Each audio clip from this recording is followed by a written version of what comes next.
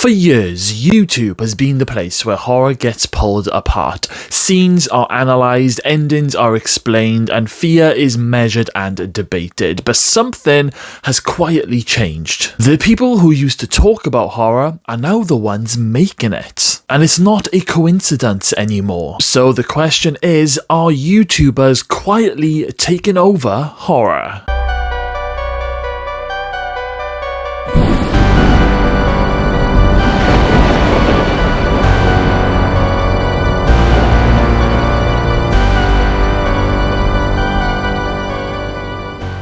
This isn't speculation, it's already happening. One of the clearest examples is Chris Stuckman. For years, he was known as a film critic on YouTube, breaking down why movies worked or failed. Then he stepped behind the camera and directed Shelby Oaks, a found footage horror film that premiered at festivals and divided audiences, and I actually did a movie review on here on this channel just a few months ago. Oh my God.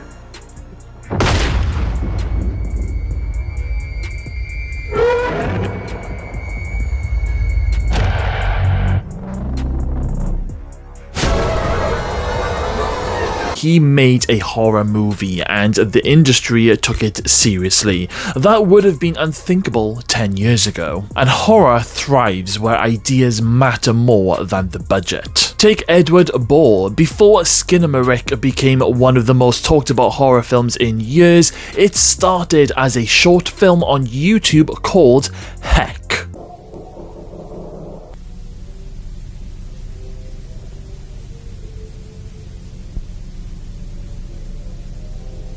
No studio, no stars, just atmosphere, silence, and of course, dread. That YouTube experiment became a feature film that sparked endless debates. Then, of course, we've got Kane Parsons, better known as Kane Pixels. Now, he uploaded The Backrooms to YouTube, a very deeply unsettling piece of analog horror. Hello?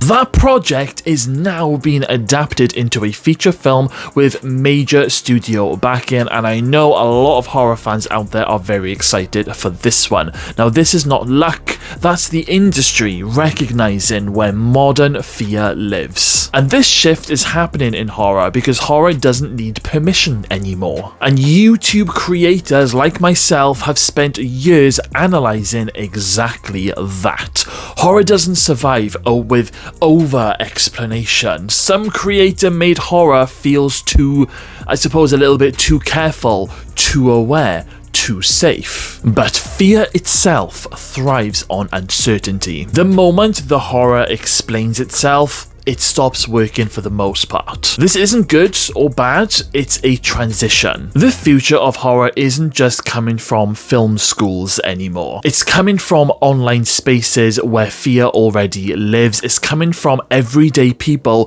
who just started on a very small YouTube channel platform. And the real question isn't whether YouTubers are taking over the horror, it's whether they can actually resist explaining it, because horror doesn't always need the answers to be really scary, it just needs space. Now, do YouTubers make better horror filmmakers, or maybe just better analysts? Well, that is a question I'd like you guys to answer in the comments box below. And also, is there a short horror YouTube video online right now that you would love to see made into a big feature horror film? I'll be very interested in hearing your thoughts on that one. And on that note, guys, that is a wrap. Thank you all for stopping by today. I will see you all in the next video.